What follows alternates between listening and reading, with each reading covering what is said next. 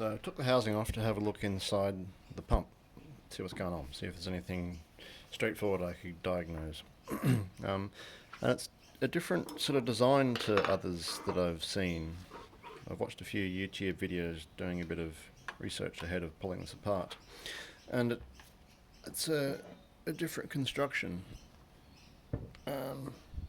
So it appears to be two segments. This would be the stage 1 and stage 2. It looks as though it's constructed such that you can build the same pump either as a 2-stage or a 1-stage by just omitting this part and having this part sit flush up against there, and then having a smaller oil shell. There's a lot of sort of ground up metal dust down the bottom of the oil pan there, which not ideal. So all I've done so far is just taken off the 4 bolts holding on the shroud. So I'm going to pull apart this part. I'll try to keep it all together as much as possible. The springs on here cause me concern because it might have been, torqued down to a certain level of clampitude, because I think this is the reed valve that vents from the 2nd stage. Although it looks as though it's just there to put a bit of squashing pressure on these like meshes here. There seems to be a stack of some sort of metal fabric mesh, probably just to damp the splatter that comes out of it, maybe keep the foaming down, maybe, I have no idea. Righto, so I'll get some photos and see we go. Okay, bye. Another thing to note is that I got the cold trap that had a mixture of melted ice and oil in it, and I was able to use this little sort of pipette as a crude separatory funnel by sucking up a mixture of as much oil as I could from the top and then waiting for it to settle and then just squirting the water off the bottom. And I was able to, that's pretty bubbly. This is down to the stuff that I couldn't comfortably separate.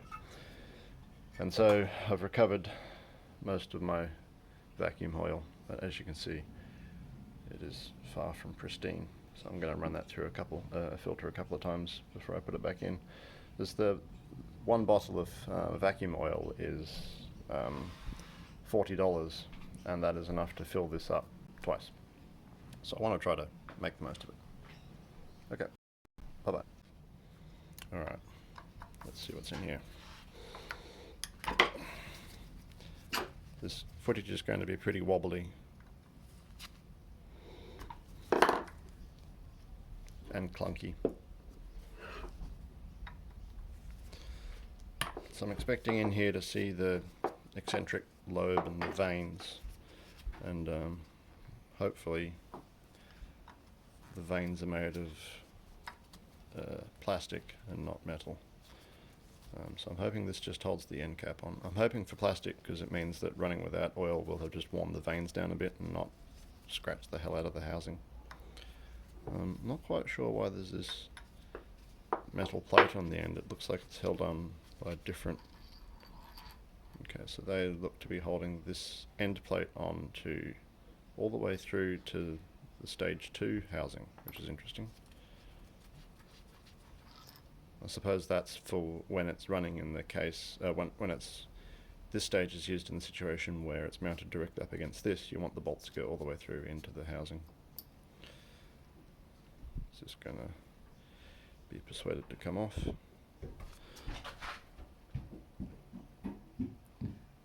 Would seem not. I wonder why that is. I can see the ends of something down inside these holes here. I wonder if there's a bolt that comes in all the way and locks this part to this part reciprocally. It would seem unlikely, but I don't see anything else holding this on. So down inside there you can see what might be the end of a bolt. I'm going to take this cap off, see what's under there. screwdriver all oily.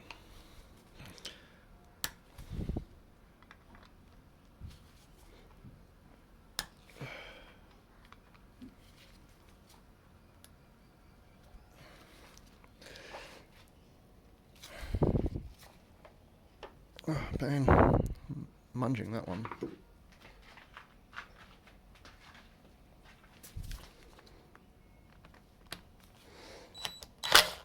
There we go.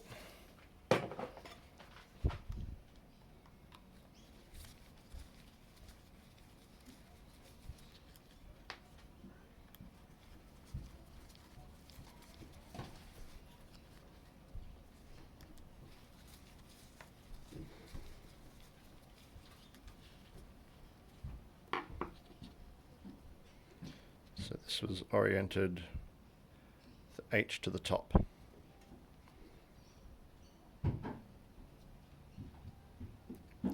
So there's a little plastic thingo that was sitting right in the end of the shaft. I suspect that's the motor shaft, and I'm wondering if that is just a spacer to account for the case in which there has to be some sort of connector, because that looks far too small to be an actual vein for a vacuum pump. I'm wondering if this is just holding on by sheer stiction. I'm giving it a fair old torque and I'm not seeing any movement. Maybe I'll just give it a little gentle kiss with a hammer.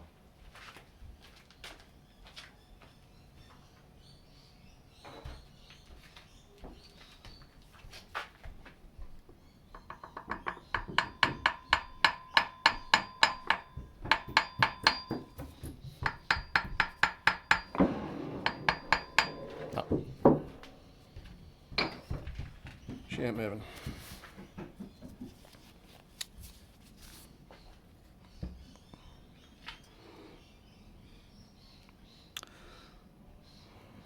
So let's work under the assumption that this whole unit is locked together in two different directions at once.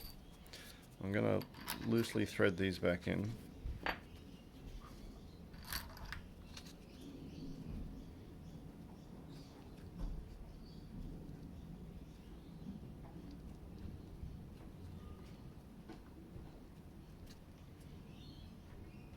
It feels crunchy, like it's either not aligned or it's a badly tapped hole.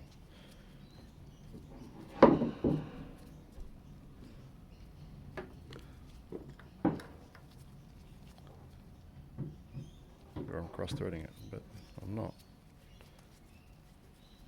Yeah, I think it's just a dodgy tap.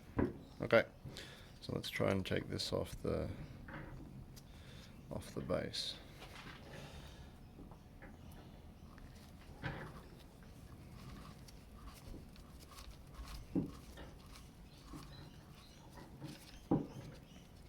Incidentally, this is a 5mm hex.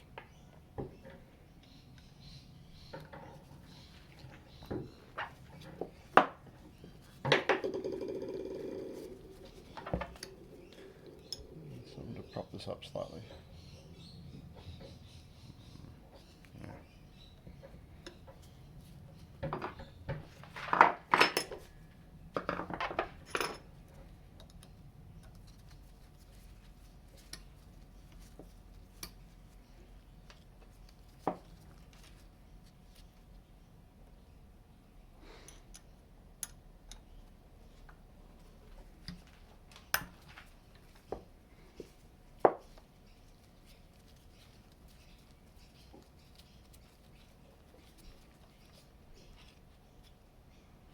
Now we get to find out whether this is locked to the motor shaft or not.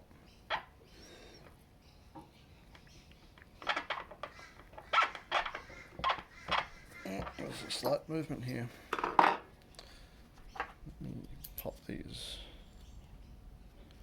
out of the way.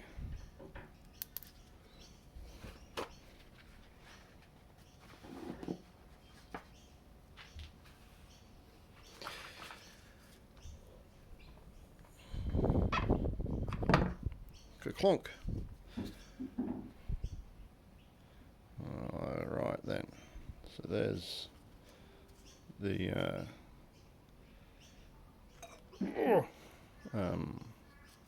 cut that would fit into that slot there. Now, I don't see any of the screws that might have been buried down inside there. So that hole there connects up to that port there, which goes up to the intake. That O-ring there, I think, is... Ooh, feels pretty crunchy. I might run that motor without the load and see what it sounds like.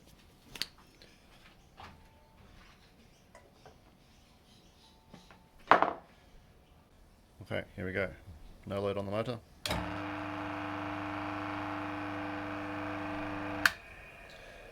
A little bit of a buzz, but nothing too bad. I can't see anything egregiously wrong in there. Not that I'm a electric motor expert. I mean, the end of the slot in the shaft is a bit all crungled up, but the O-ring there is a bit crunchy. Anywho, so the mystery of this thing deepens. So there's working on the assumption that was the back of a screw that had come back through this way. There's no way to access the head. So that makes me think that maybe it's just a locating pin to locate this part onto this part. Causing me a mild amount of concern is there's what looks to be a roll pin pushed in that hole. I'm hoping that is not a manufacturer bastardry where they've locked them together, because I don't like my chances of getting that roll pin out. Assuming it is actually a roll pin. Might be a very small bolt. Oh! Oh, it is a bolt. Hold on a sec. Let me go get a smaller hex screwdriver. Well, look at that. It's a hex bolt.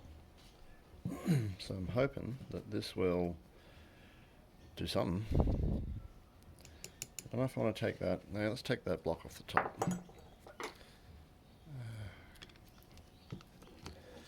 Wonder if I can get it off without taking off those little springs. It would seem not.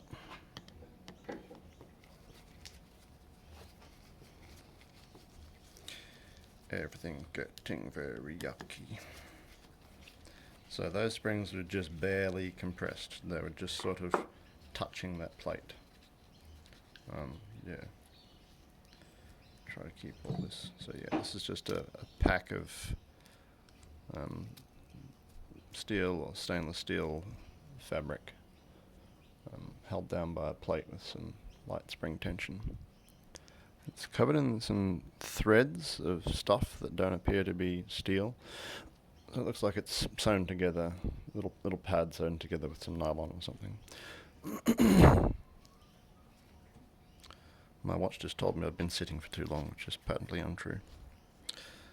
Okay, let's get the driver out for these ones so I don't munge them up any further.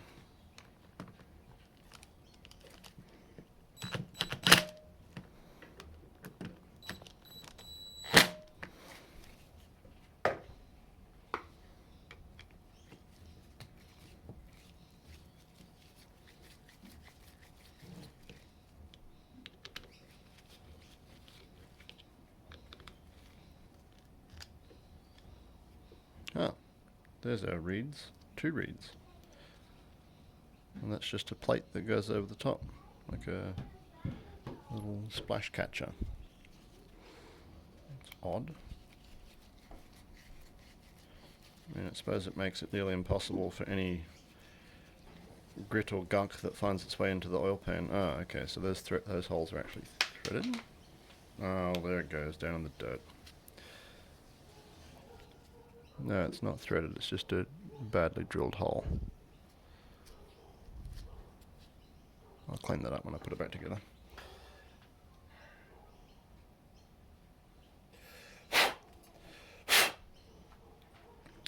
filthy screw.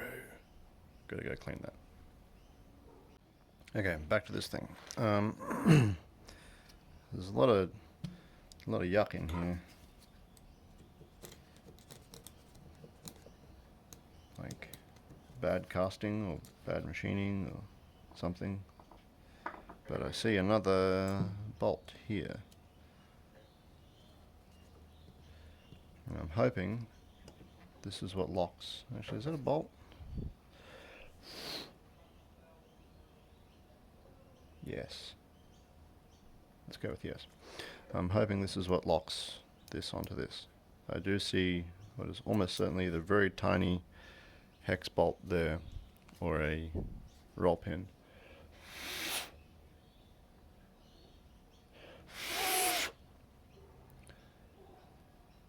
It's hard to tell. I don't see a split in it that would make it a roll pin, so let's get an even smaller hex driver. Okay, down to my smallest Allen key. 1.5 mil, and yeah, it is. It locks onto a locating pin. Oh, really doesn't want to move.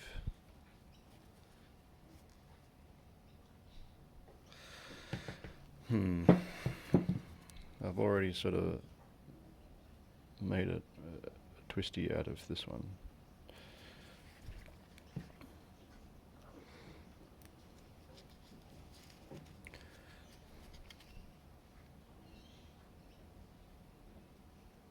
Nope. Can't get that out. I'll have to use some other tools for that one, if it is necessary to take it out at all.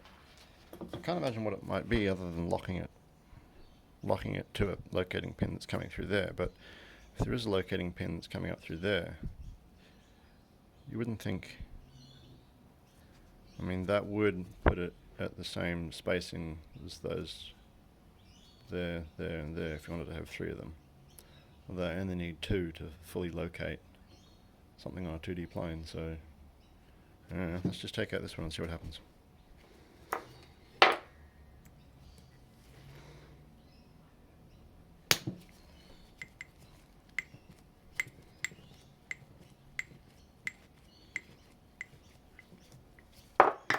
Whee.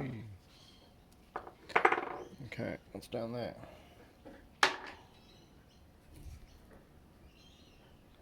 Oh, it's coming off.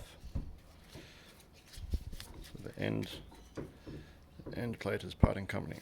Okay, so it looks as though that one was locking this to that, which is great. So let's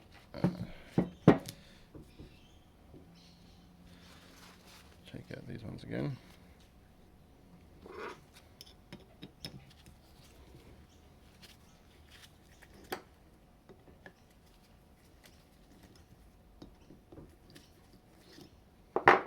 Before I get too sidetracked, I might just lightly thread those ones in so I don't have to spend a lot of time working out where they came from.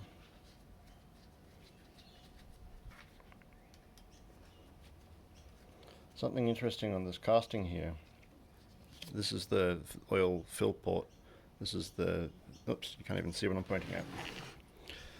So this is the casting attached to the back of the motor. The front of the motor? Yeah, front. So this is the oil fill port, this is the vacuum port. Then over here there's some other port that comes out to a flat section on here that's not machined out. Although there is a little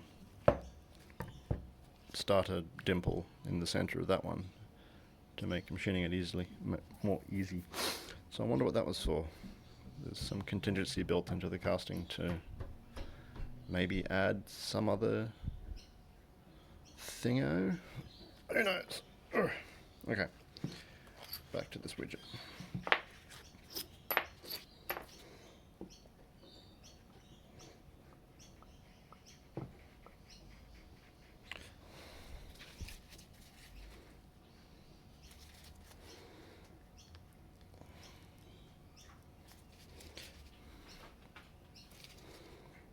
Yeah, so they are locating pins. I keep finding these little threads of the string thread holding the stainless steel damping mesh together.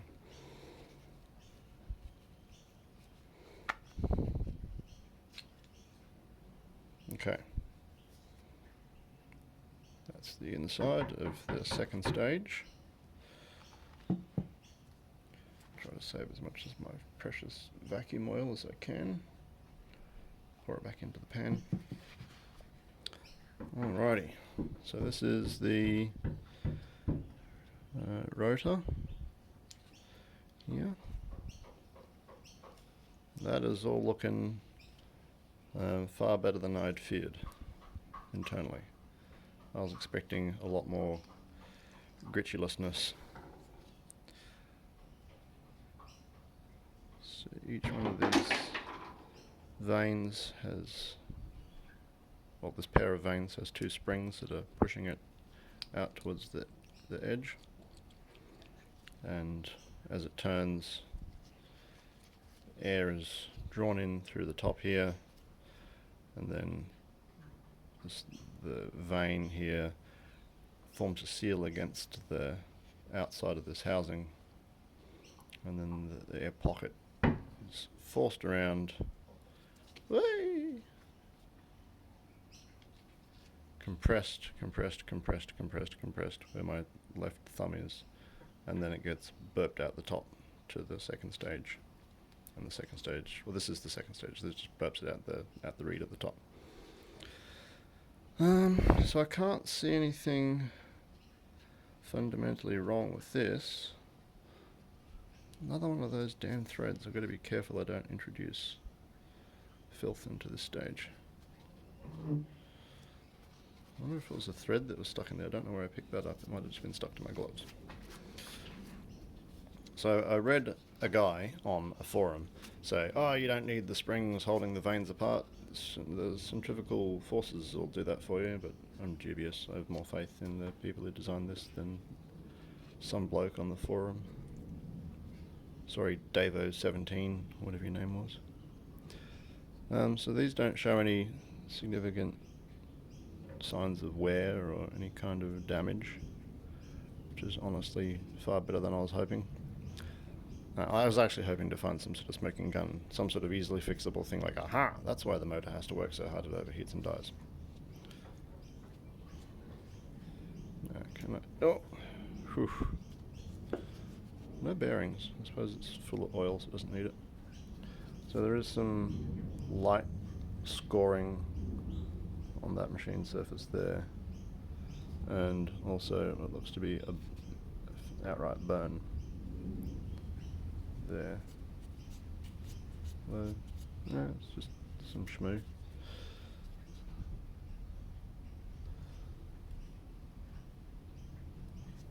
And again there.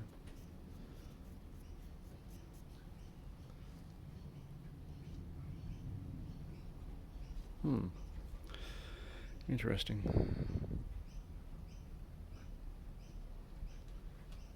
Yeah, no, I can't see anything drastically wrong with that part. There's just a fair bit of sort of discoloration and filthitude in here that I wouldn't expect to see on a brand new part. The machining on this is pretty rough. You can see the tool marks in it. You can feel them even through the glove.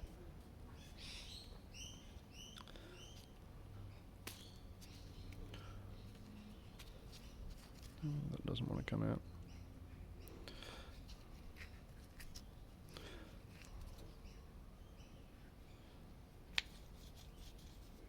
Yeah, it's a pretty rough experience spinning around that.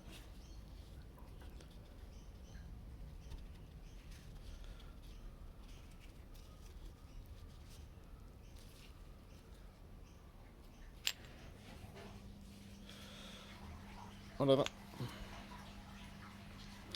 No smoking gun there. So we look inside there.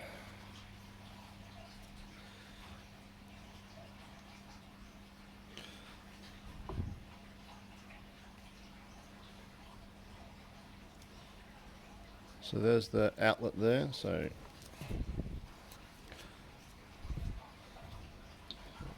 this widgeoid, pop it in there. See if I can get a vein in place. So here we can see doing its job. Sorry about the background noise again. So I'll see if I can turn this from the back. So you can see a bit of air gets caught in that sort of wedge in there, gets drawn out, drawn out, drawn out, drawn out, drawn out, and then now this volume of air here is trapped once this vein up here cuts off the inlet. And so now we're working with this big volume in here, and then we expose the outlet on this side, and now this vein forces all of that air up, up, up, up, up. You can see it's sealed, this rotor is sealed against the housing, and then boop, it farts out the last bit of gas through that hole. The cycle begins anew. So this doesn't feel too hard to turn, and it looks as though all the parts are sealing up. So I don't see anything drastically wrong here. Let's see if I can get the second stage off the first stage. Perhaps with this suspicious hex screw there. Bolt.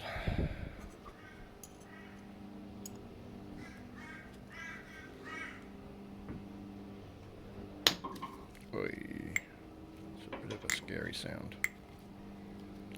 I might actually leave that half threaded in, and I might do the same courtesy to this one, just so this, if there's some difference in length, I don't get those two grub screws mixed up. But yeah, see that one goes down and locks onto the locating bolt, the locating pin. Actually, what? There is no locating pin there.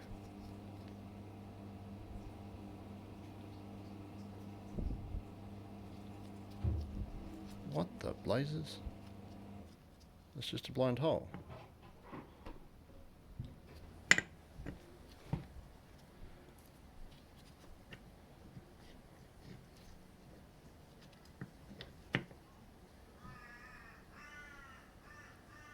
Yeah. That hole on this doesn't line up with any hole here. What the? Huh? So this grub screw here had no effect at all. They must have... I don't know.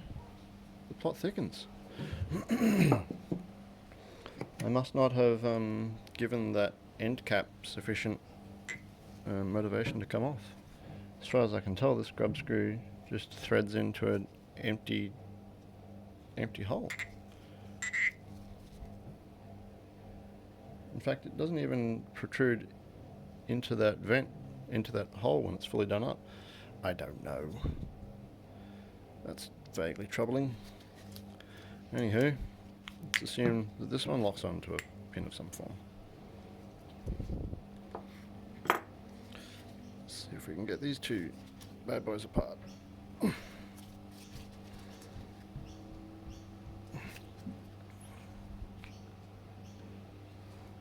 I don't see any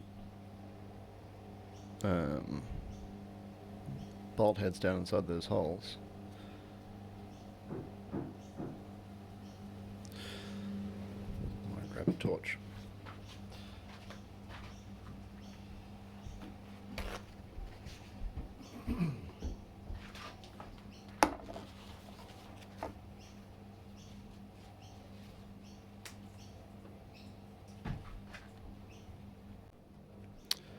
So yeah, as near as I can tell, that didn't do anything. I just gave this little tab, little tab there, a bit of gentle percussion, and a crack formed. So I'm really not sure if that grub screw does anything. Wouldn't be surprised if it didn't.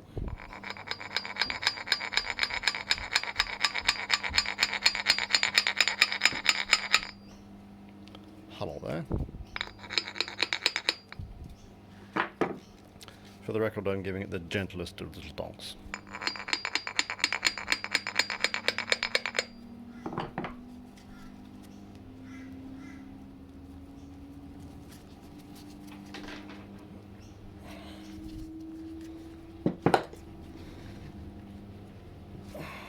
going to be fun to get back together, hey?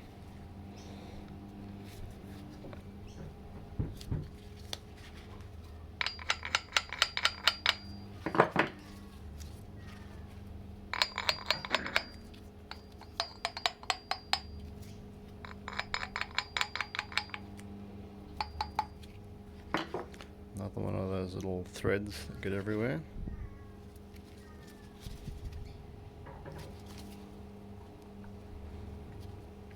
Come on, you bean.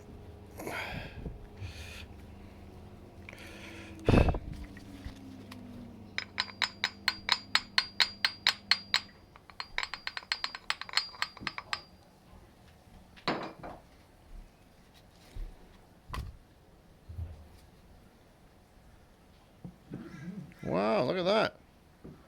Stage 1 is much deeper. Huh. Was not expecting that. Clonk. Okay, so we just lost a little female. I keep wanting to call these splines, but they're not really a spline, just a sort of slotted coupler. Bit of filtitude in there. There we go. That's the sort of damage I was expecting to see. See this rubbish quality casting. It's been worn mirror smooth along there.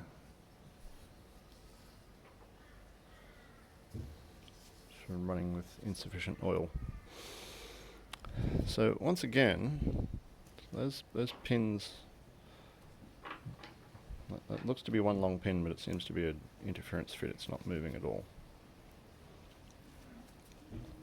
So the inlet for this stage is coming through that port. So I guess that might be just like a vent, if you want to vent that port for some reason.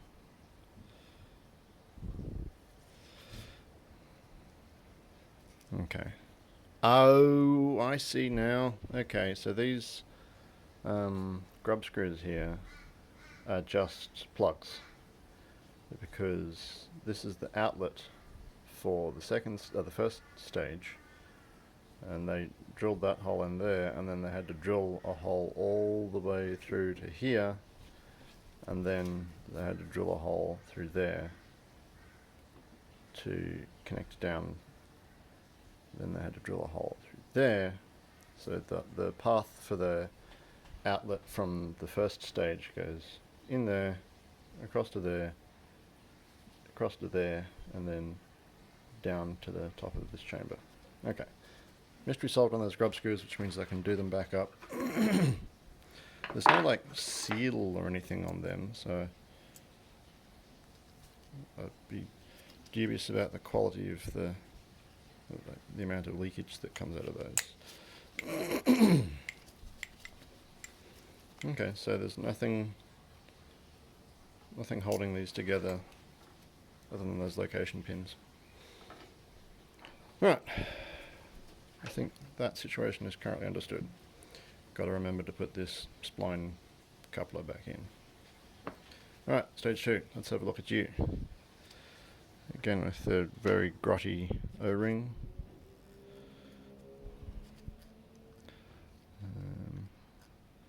Interestingly, oh, hang on.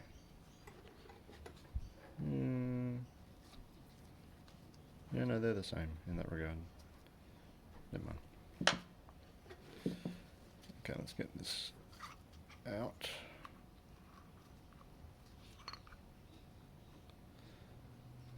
So it looks to be like a oil reservoir down inside this.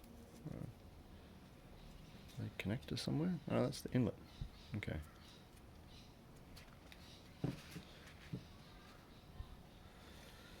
Oy, yeah. That's pretty yucky. Do not lose the springs.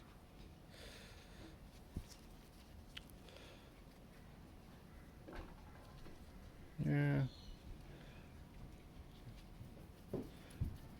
Yeah, there's nothing obvious. I mean, there's a lot of ground up metal in here from being abused, but nothing looks egregious. So for the record, if you're just tuning in, I want to work out why the motor seems to work harder than it should to run the pump. But I see nothing obvious. Like, I was hoping to see like some metal filings or something jammed in here that was gouging a huge mess out of it, but I don't see any of that. It all looks a little bit crusty, but fine.